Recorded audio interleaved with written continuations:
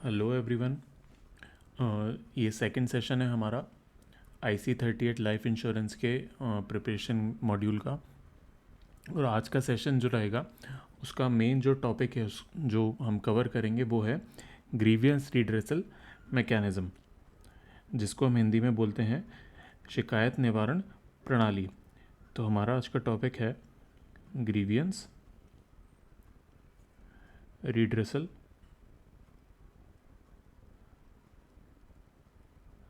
Mechanism. ठीक, इसको हम हिंदी में क्या बोलते हैं?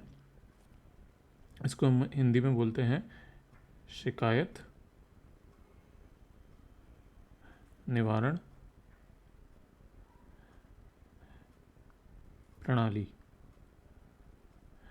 अब जैसा कि नाम से ही आप लोगों को समझ में आ गया होगा कि ये क्या काम करता है। ग्रीवियंस रिड्रेसल मैकेनिज़्म एक ऐसा सिस्टम है, एक ऐसा पोर्टल है जहाँ पे कस्टमर अपनी शिकायतों को रजिस्टर कर सकता है। ये एक तरीके से देखा जाए तो ये शिकायतों को रजिस्टर करने का एक सिस्टम है, एक मैकेनिज़्म है कि अगर कस्टमर को इंश्योरेंस की बात नहीं, कोई भी एक जनरल कस्टमर, जनरल उपभोक्ता है, अगर उसको उसकी सर्विस या उसके प्रोडक्ट से कोई दिक्कत है, उसके प्रोडक्ट के प्रति कोई शिकायत है, सर्विस के लिए कोई शिकायत है, तो वो जाके गवर्नमेंट की साइट पे जाके वो रजिस्टर कर सकता है अपनी शिकायत, और वहाँ पर से कार्यवाही होना चालू हो जाएगी उसके बाद। ठीक, तो ये ग्रीवियंस रिड्रेसल मैकेनिज्म है। अब IRDA की अगर इंश्योरेंस सेक्टर की बात करें तो 1999 में IRDA एक्ट आया था और 2000 में IRDI insurance regulatory development authority of India बन गई थी। ठीक है, पिछले सेशन में हमने ये देखा था।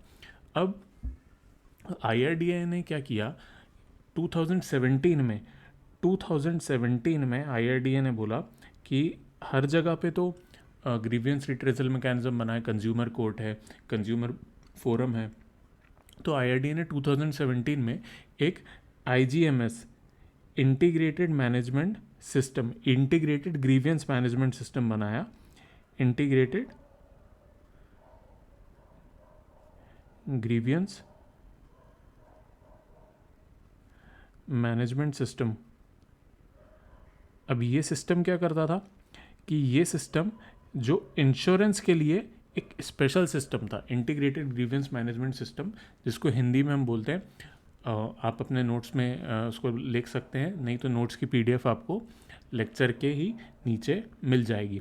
ठीक है, इसी सेशन के नीचे आपको लिंक पे मिल जाएगी। ठीक, तो हिंदी में हम इसको क्या बोलते हैं? एकीकृत शिकायत प्रबंधन प्रणाली।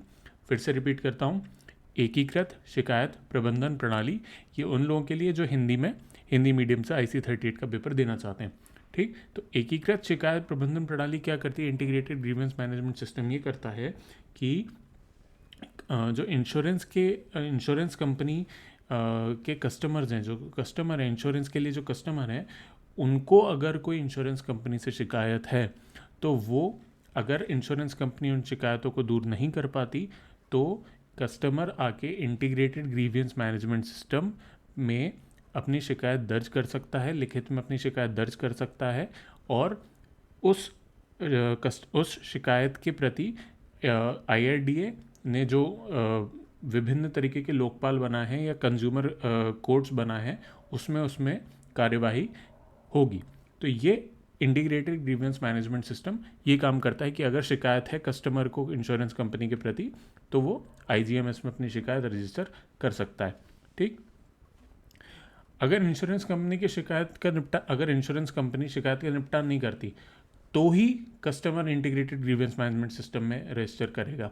अगर इंश्योरेंस कंपनी ने निपटान कर दिया तो कस्टमर IGMS में अपनी रजिस्टर नहीं कर पाएगा।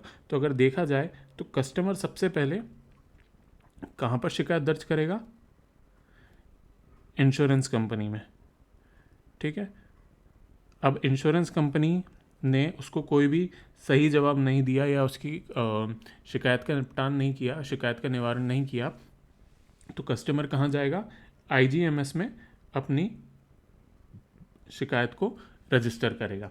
ठीक है, ये होता है IGMS का काम। कब आया था? 2017 में। फुल फॉर्म ध्यान रखिएगा, इंटीग्रेटेड ग्रीवेंस मैनेजमेंट सिस्टम। नहीं ये पूछ लिया जाता है, कभी कभी पूछ लिया जाता है, ठीक। अब बात करें अगर कंज्यूमर प्रोटेक्शन और डिस्प्यूट की, अभी हम थोड़ा सा जनरलाइज टर्म में बात करते हैं। कंज्यूमर प्रोटेक्शन एंड डिस्प्यूट ये सभी लोगों के लिए, ये सभी जगहों के लिए लागू है। सिर्फ अकेले इंश्योरेंस सेक्टर की बात नहीं कर रहा मैं, ये सभी जगह के लिए लागू है। कंज्यूमर प्रोटेक्शन और डिस्प्यूट, ठीक। तो क्या है कंज्यूमर प्रोटेक्शन एक्ट, जो 1986 में कंज्यूमर प्रोटेक्शन एक्ट आया था। कंज्यूमर प्रोटेक्शन एक्ट कब आया था? 1986 में। और इसका संशोधन कब किया है, अमेंडमेंट कब हुआ है? इसका अमेंडमेंट हुआ है 2019 में, ठीक है। इसका संशोधन हुआ है, अमेंडमेंट को हिंदी में बोलते हैं संशोधन। कब हुआ है इसका? 2019 में सब संशोधन हुआ था। तो इसमें और भी चीज़ों को जोड़ा गया है। तो जो कंज्यूमर प्रोटेक्शन एक्ट क्या करता है, कस्टमर्स के राइट को प्रोटेक्ट करने के लिए बनाया गया है, ठीक। अब कस्टमर के राइट्स को कैसे प्रोटेक्ट करेगा कि मान लीजिए मैं कस्टमर हूँ, मैंने कोई भी, मान लीजिए मैंने एक रेफ्रिजरेटर ख़रीदा और वो रेफ्रिजरेटर ख़राब हो गया, मेरे ख़रीदने के बाद ख़राब हो गया, तो मैं क्या बोलूँगा कि मैं कंपनी के पास जाऊँगा और कंपनी से मैं बोलूँगा कि भाई मेरा रेफ्रिजरेटर ख़राब हो गया, या तो आप इसको फ्री में रिपेयर करके दो, वारंटी गारंटी रहेगी तो फ्री में रिपेयर तो करेंगे वो, या तो फ्री में रिपेयर करके दो या फिर मुझे रिप्लेस करके दो। कंपनी बोलती कि ना ही हम रिपेयर करेंगे ना ही हम रिप्लेस करेंगे, या फिर उन्होंने रिपेयर किया लेकिन वो ऐसी चीज़ थी कि फिर से ख़राब हो गई, तो मैं क्या करूँगा, बार बार भी अगर मेरा जो मैंने प्रोडक्ट लिया है वो मुझे सही तरीके से नहीं मिल रहा है, तो मैं कहाँ जाऊँगा, मैं कंज्यूमर फोरम में जाऊँगा या कंज्यूमर कोर्ट में जाऊँगा कि भाई मैंने इनसे ये रेफ्रिजरेटर लिया है, इस कंपनी से रेफ्रिजरेटर लिया है और मेरा रेफ्रिजरेटर मुझे सही से नहीं मिला है, तो इन पे कार्यवाही की जाए। तो कंज्यूमर कोर्ट उन पे कार्यवाही करेगा। अब 3 तरीके के कंज्यूमर कोर्ट होते हैं। पहला कंज्यूमर कोर्ट कहाँ रहता है? डिस्ट्रिक्ट में, ठीक, डिस्ट्रिक्ट लेवल पे, या बोलते हैं इसको जिला लेवल पे पहला कंज्यूमर कोर्ट रहता है, इसको हम जिला फोरम भी कहते हैं। अब जो जिला फोरम रहता है वो जिला फोरम 20 लाख रुपए तक का केसेस देखता है। मतलब अगर मैं 40 लाख रुपए की कार लेता हूँ और मेरी कार ठीक से नहीं चल रही है तो ये जिला फोरम में नहीं होगा, लेकिन अगर कोई भी चीज़ मैंने 20 लाख रुपए से कम की खरीदी है तो वो मैं जाके सीधा डिस्ट्रिक्ट कंज्यूमर रिड्रेसल कमीशन या डिस्ट्रिक्ट कोर्ट में जाके मैं दावा पेश कर सकता हूँ, मैं क्लेम कर सकता हूँ, मैं शिकायत कर सकता हूँ, ठीक है। तो ये डिस्ट्रिक्ट लेवल पे ये हमारा डिस्ट्रिक्ट फोरम हो गया या डिस्ट्रिक्ट कोर्ट हो गया या डिस्ट्रिक्ट कंज्यूमर कोर्ट हो गया, ठीक है। इसको हम लिख सकते हैं डिस्ट्रिक्ट कंज्यूमर कोर्ट। तो मैक्सिमम लिमिट कितनी है इसकी? 20 लाख रुपए तक की हमारी मैक्सिमम लिमिट होती है डिस्ट्रिक्ट कोर्ट में, ठीक। सेकंड लेवल पे आता है स्टेट कंज्यूमर फोरम।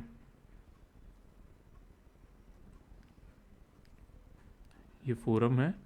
फिर उसके बाद आता है स्टेट कंज्यूमर फोरम, इसको हिंदी में हम कहते हैं राज्य आयोग। अब राज्य आयोग क्या करता है? राज्य आयोग की क्या लिमिट है? राज्य आयोग की अगर 20 लाख रुपए से ऊपर का कोई भी क्लेम है या 20 लाख रुपए से ऊपर का कोई प्रोडक्ट है तो 20 लाख से 1 करोड़ तक का कोई भी क्लेम ये सेटल करवा सकता है। तो ये लिमिट है स्टेट कंज्यूमर फोरम की, 20 लाख से 1 करोड़ तक की लिमिट है, सेटल करवा सकता है। तीसरा क्या है? तीसरा है अपना नेशनल कंज्यूमर फोरम, ठीक। नेशनल कंज्यूमर फोरम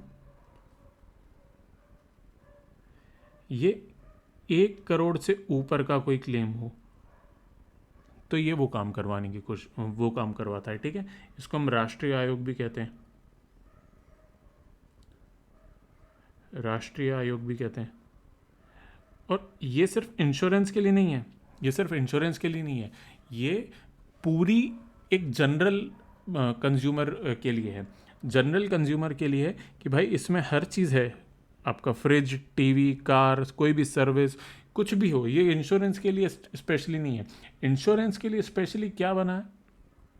इंश्योरेंस के लिए स्पेशली बना है इंश्योरेंस ओम्बड्समैन। इंश्योरेंस ओम्बड्समैन कौन होता है? लोकपाल, इंश्योरेंस का, बीमा का लोकपाल। अब जब इसमें शिकायत करने के लिए जाते हैं, कहीं पर भी आप शिकायत करने के लिए जाओगे, अभी आगे आते हैं बीमा लोकपाल के लिए, अगर हम डिस्ट्रिक्ट, जिला forum, state consumer forum, national consumer forum, कहीं पर भी हम शिकायत करने के लिए जाते हैं, तो एक बात ध्यान रखिए, ये क्वेश्चन आता ही आता है। 90% चांसेस हैं इस क्वेश्चन के आने के लिए कि अगर हम कंज्यूमर कोर्ट में, चाहे कहीं पर भी हो, जिला फोरम हो, डिस्ट्रिक्ट लेवल पे, स्टेट लेवल पे, नेशनल लेवल पे, कहीं पर भी कंज्यूमर कोर्ट में अगर हम कंप्लेंट लेकर गए, शिकायत लेकर गए, तो फीस कितनी लगेगी? What is the fees? तो फीस जो रहती है वो लगती है 0, नो फीस, कोई फीस नहीं लगती है। ये बात ध्यान रखिए, ये आता है क्वेश्चन कि कोई भी फीस नहीं लगती है कंज्यूमर कोर्ट में शिकायत करने की, कोई भी फीस नहीं लगती, ठीक है। तो बात ध्यान रखिएगा कि 0 फीस पे हम इसमें शिकायत कर सकते हैं। अब बात करते हैं हमारी इंश्योरेंस की। स्पेशली इंश्योरेंस की बात करी जाए तो इंश्योरेंस में होता है एक इंश्योरेंस ओम्बड्समैन, ओम्बड्समैन या फिर बीमा लोकपाल। अब लोकपाल का नाम तो आप लोगों ने सुना ही होगा, ठीक है। लोकपाल कौन होता है? जो शिकायतों का निवारण करता है, जो एक तरीके से कहा जाए तो जज रहता है कि भाई अगर कोई भी शिकायत आए तो डिसाइड कौन करेगा? लोकपाल डिसाइड करेगा कि उसमें क्या डिसीजन देना है। तो लोकपाल कौन होता है? लोकपाल होता है डिसीजन मेकिंग अथॉरिटी, ठीक।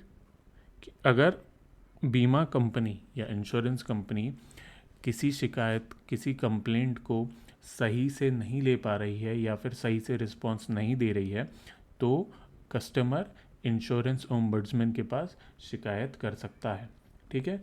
अब ये कब आया था? इंश्योरेंस ओम्बड्समैन IRDAI ने 2017 में ही बनाया था, जब इंटीग्रेटेड ग्रीवेंस मैनेजमेंट सिस्टम बना था, ठीक है। इंटीग्रेटेड ग्रीवेंस मैनेजमेंट सिस्टम एक सिस्टम है, ठीक। वहाँ पर आप अपनी शिकायतें देख सकते हो कि कहाँ पे ट्रैक कर सकते हो, आप अपनी शिकायतों को ट्रैक कर सकते हो कि आपने कोई कंप्लेंट डाली तो वो कंप्लेंट का क्या मतलब क्या सिचुएशन है उस कंप्लेंट की, कहाँ तक अपडेट हुई है वो कंप्लेंट, कहाँ तक पहुँची है। जिस तरीके से हम लोग अमेज़ॉन पर ऑर्डर करते हैं तो वो आता है ना, शिपिंग हुई है कि आउट फॉर डिलीवरी है कि डिस्पैच हुआ है कि ऑर्डर प्लेस हुआ है, वो तो उसी तरीके से आप अपने कंप्लेंट को भी ट्रैक कर सकते हो। तो इंटीग्रेटेड ग्रीवेंस मैनेजमेंट सिस्टम वो सिस्टम है जहाँ पे आप अपनी कंप्लेंट को ट्रैक कर सकते हो। इंश्योरेंस ओम्बड्समैन, बीमा लोकपाल, वो अथॉरिटी है, वो जज है कि जो डिसीजन देगा। अगर आपने कंप्लेंट करी तो उस कंप्लेंट पे डिसीजन क्या होना चाहिए वो इंश्योरेंस ओम्बड्समैन या बीमा लोकपाल डिसाइड करेगा, ठीक। ये बात ध्यान रखिएगा।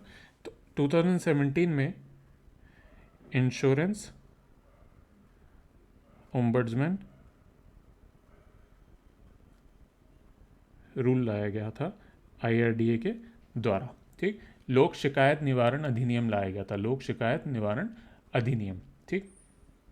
अब इसमें देखिए कुछ पॉइंट्स हैं जो ध्यान रखने वाले हैं, छोटे छोटे पॉइंट्स हैं, ध्यान रखिएगा बस, ठीक है।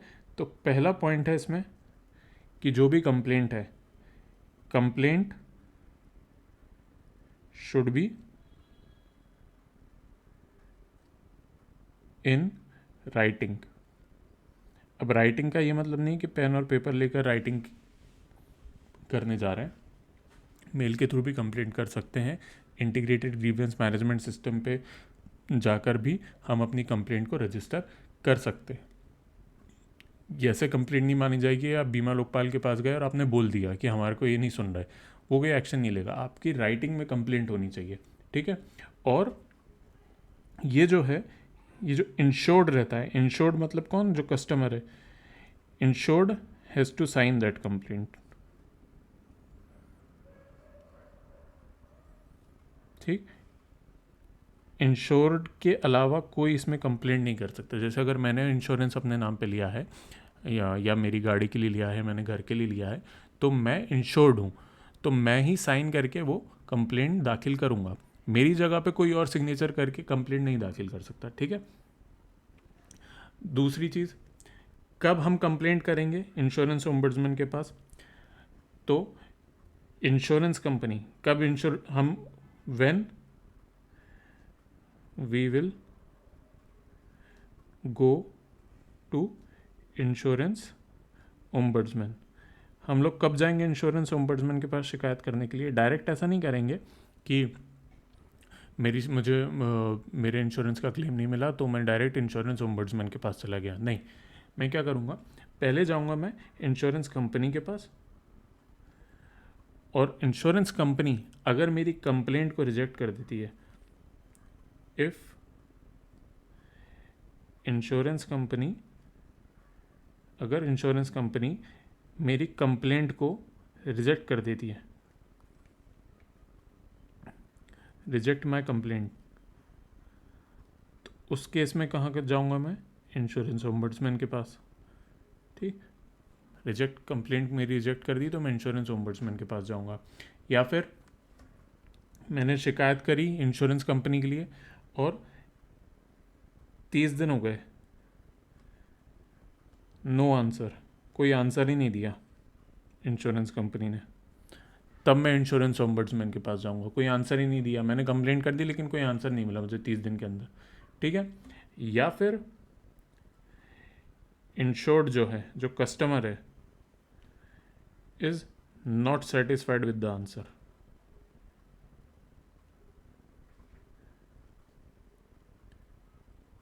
ठीक, इंश्योर्ड जो है वो सेटिस्फाई नहीं है। मतलब अब मान लीजिए इंश्योर्ड ने बोला इंश्योरेंस कंपनी से, इंश्योरेंस कंपनी ने इंश्योर्ड का क्लेम रिजेक्ट कर दिया, तो और इंश्योर्ड ने बोला कि आपने क्लेम क्यों रिजेक्ट करी है? इंश्योरेंस कंपनी ने XYZ कुछ भी आंसर दिया, लेकिन इंश्योर्ड को लगता है कि नहीं, ये तो गलत आंसर है, मैं सेटिस्फाइड नहीं हूँ। तो उस केस में कहाँ जाएगा इंश्योर्ड? इंश्योरेंस ओम्बड्समैन के पास, बीमा लोकपाल के पास। तो कोई भी प्रॉब्लम होती है तो इंश्योर्ड जा सकता है बीमा लोकपाल के पास, अगर इंश्योरेंस कंपनी उसको सही तरीके से हैंडल नहीं कर रही है तो। अब ठीक है, तो अब क्या हुआ? तीन केस हो गए। इंश्योरेंस कंपनी ने कंप्लेंट रिजेक्ट कर दी, 30 दिन के अंदर कोई आंसर नहीं दिया, और इंश्योर्ड जो है वो सेटिस्फाई नहीं है, उन्होंने जो भी आंसर दिया इंश्योरेंस कंपनी ने उससे सेटिस्फाइड नहीं है। तो इस केस में इंश्योर्ड इंश्योरेंस ओम्बड्समैन के पास जाएगा।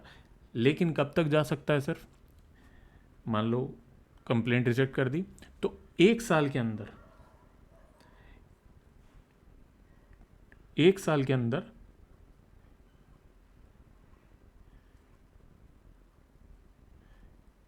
के अंदर जो इंश्योर्ड है वो इंश्योरेंस ओम्बड्समैन के पास शिकायत कर सकता है। कौन सा 1 साल? कि भाई चलिए मैं एक एग्जांपल देता हूँ। मैंने कुछ शिकायत करी इंश्योरेंस कंपनी से, और इंश्योरेंस कंपनी ने मुझे मेरी शिकायत को रिजेक्ट कर दिया कि हम इस शिकायत को नहीं मानते, हमने शिकायत को रिजेक्ट कर दिया। ठीक है, तो उस केस में क्या होगा?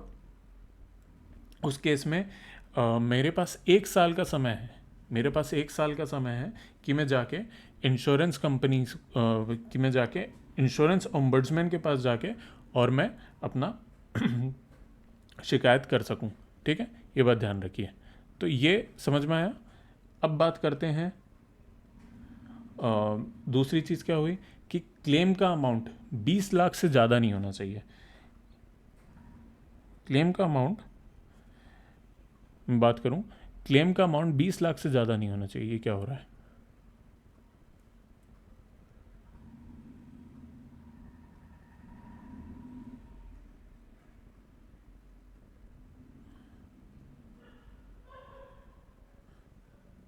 ठीक है, क्लेम का अमाउंट 20 लाख से ज़्यादा नहीं होना चाहिए। ठीक, तो अब अगर मैं इसको लॉजिकली देखूं तो 20 लाख रुपए किसकी लिमिट थी? मेरी 20 लाख रुपए लिमिट थी डिस्ट्रिक्ट फोरम की। तो इंश्योरेंस ओम्बड्समैन की लिमिट डिस्ट्रिक्ट फोरम के बराबर ही होती है। ठीक है, claim amount should not be greater than 20 lakhs। इसका मतलब क्या हुआ? इंश्योरेंस ओम्बड्समैन या फिर बीमा लोकपाल की पावर जो है is equal to district forum. Insurance ombudsman की पावर डिस्ट्रिक्ट फोरम के बराबर होती है, तभी 20 लाख तक की लिमिट इंश्योरेंस ओम्बड्समैन की होती है। ठीक है, दूसरा इंपॉर्टेंट पॉइंट, ये बात ध्यान रखिएगा, ये बात ध्यान रखिएगा, इंपॉर्टेंट है। ठीक है, ये मैं हाईलाइट कर देता हूँ, अंडरलाइन कर देता हूँ, ये इंपॉर्टेंट है, ये इंपॉर्टेंट है। ठीक है, फिर आते हैं तीसरे पॉइंट पे। तीसरा पॉइंट क्या कहता है? लोकपाल 30 दिन के अंदर अपना रिकमेंडेशन देगा। इसका मतलब क्या हुआ? जो इंश्योरेंस ओम्बड्समैन के में आपने शिकायत करी, ठीक है, इंश्योरेंस ओम्बड्समैन ने 30 दिन के अंदर अंदर उस शिकायत पर कुछ ना कुछ कमेंट देना है, कुछ ना कुछ रिकमेंडेशन देना है। ठीक, रिकमेंडेशन कैसे देगा कि इंश्योरेंस ओम्बड्समैन बोलेगा कि मैंने किसी अमित नाम के आदमी ने शिकायत करी इंश्योरेंस ओम्बड्समैन में, इंश्योरेंस ओम्बड्समैन उसको कमेंट देगा या कुछ एक रिकमेंडेशन देगा इंश्योरेंस कंपनी को कि आपको इंश्योर्ड को इतना इतना तो क्लेम देना पड़ेगा। ठीक है, वो रिकमेंडेशन देगा। इंश्योर्ड को भी इंश्योर्ड जो है मतलब कस्टमर है उसको भी रिकमेंडेशन देगा कि आप ये चीज़ें करें। अब उसने रिकमेंडेशन दे दी, कितने दिन में रिकमेंडेशन देनी है उसको? विद इन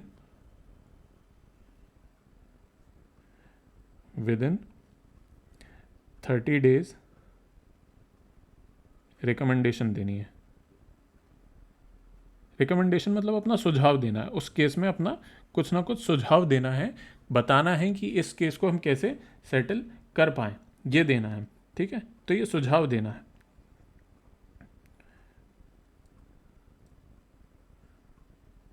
जाने दीजिए, विद इन 30 days रिकमेंडेशन देना है। ठीक है, कुछ भी सुझाव देना है कि किस तरीके से इसको सेटल कर पाए। अब इंश्योर्ड ने बोला कि नहीं मुझे इस तरीके से सेटल नहीं करना, या फिर इंश्योरेंस कंपनी ने बोला कि मैं भी ये मानता नहीं हूँ, आपका जो रिकमेंडेशन दिया है मैं नहीं मानता। ठीक है, तो फिर इस केस में क्या होगा? अगर ये भी डिस्प्यूट सेटल नहीं होता तो फिर इस केस में भाई पहले तो सुझाव दिया, मान लिया तो अच्छी बात है, अगर नहीं माना तो इंश्योरेंस कंपनी की भी बात नहीं सुनी जाएगी, इंश्योर्ड की भी बात नहीं सुनी जाएगी। ये सुझाव देने के 3 महीने बाद, मतलब 30 दिन निकल गए, 30 दिन के अंदर उसने वो किया। अब इनके पास इस रिकमेंडेशन को मानने के लिए 15 डेज का टाइम रहेगा। 15 डेज का टाइम रहेगा किसके पास? इंश्योर्ड के पास और इंश्योरेंस कंपनी के पास। ठीक है, अब दोनों ने बोला कि नहीं हमको ये आपके जो रिकमेंडेशन है, आपका सुझाव हमें पसंद नहीं आया, हम नहीं मानते। तो भाई पहले तो ओम्बड्समैन ने प्यार से बोला, अब वो बोलेगा ठीक है आप नहीं मानते ना, 3 महीने के अंदर, विद इन 3 months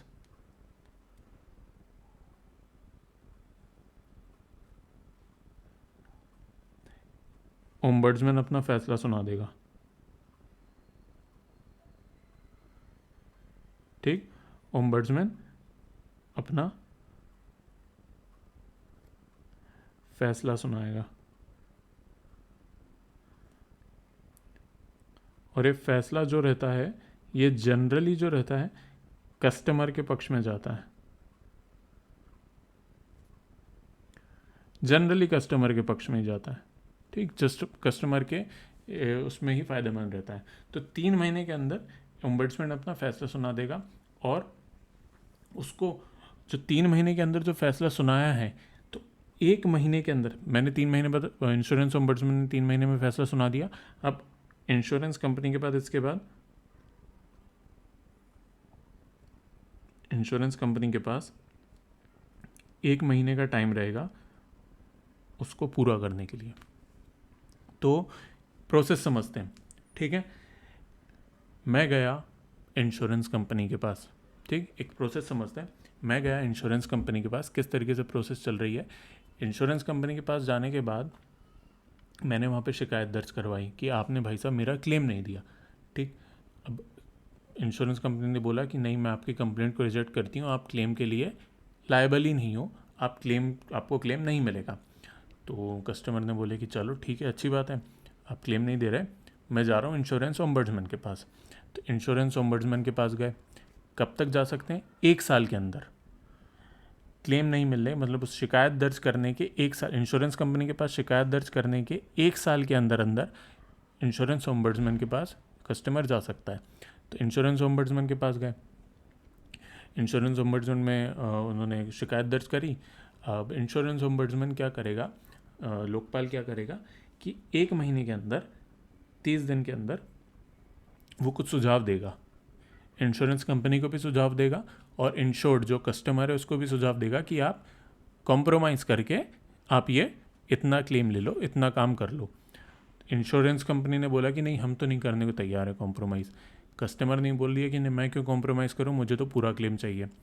तो ठीक है, इंश्योरेंस तो लोकपाल बोलेगा कि ठीक है, मैंने आपको बताया, मैंने आपको सुझाव दिया, आपको पसंद नहीं आया, अब आप 3 महीने रुक जाओ। और ये सुझाव को मानने का उसके पास कितना समय है? ये 15 दिन का समय है, ठीक है। अब 15 दिन होने के बाद भी, 15 दिन के बाद भी उसने बोला कि नहीं, हमको नहीं मानना तुम्हारा सुझाव हमारे को नहीं सूट कर रहा। तो तो बीमा लोकपाल क्या कहेगा कि 3 महीने के अंदर मैं तुमको अपना फैसला सुना दूंगा और वो तो तुमको मानना ही पड़ेगा। तो पहले प्यार से बोला कि भाई साहब मेरा रिकमेंडेशन ये है, मेरा सुझाव ये है कि तुम लोग कॉम्प्रोमाइज़ कर लो। नहीं कर सकते 15 दिन के अंदर कॉम्प्रोमाइज़, तो ये लो 3 महीने के अंदर मेरा ये फैसला है कि भाई साहब तुमको क्लेम देना ही देना है, इंश्योरेंस कंपनी क्लेम देगी ही देगी। और कस्टमर के पक्ष में जनरली ये फैसला जाता है, ठीक है। तो और मतलब उस फैसले को मानने के लिए इंश्योरेंस कंपनी के पास 1 महीने का टाइम रहता है। मान लीजिए 20 लाख का क्लेम है, डिस्ट्रिक्ट फोरम के बराबर ही होता है लोकपाल, तो 20 लाख का क्लेम है, तो 20 लाख का क्लेम देने के लिए इंश्योरेंस कंपनी के पास सिर्फ और सिर्फ 1 महीना है कि वो उसको फुलफ़िल करे। नहीं तो इंश्योरेंस कंपनी पे हैवी पेनल्टी होती है, क्लेम तो देना ही पड़ता है, हैवी पेनल्टी भी लगती है, ठीक है। तो ये बात ध्यान रखिएगा। प्रोसेस समझ में आ गई? इसकी PDF आपको मिल जाएगी, कोई बात नहीं है, मेरे हैंड रिटन नोट्स आपको मिल जाएंगे, आप उसमें से एक बार फिर से पढ़ सकते हैं। और नहीं है तो फिर आपके खुद के नोट्स भी आप बनाना चालू कर दीजिए, जो वो ज़्यादा फ़ायदेमंद होंगे, आपको पढ़ने में भी आसानी होगी, ठीक है। चलिए ये सेशन यहीं पे ख़त्म करते हैं, नेक्स्ट सेशन में मिलेंगे, लाइफ इंश्योरेंस के बारे में डिस्कशन होगा वहाँ पे। Thank you very much.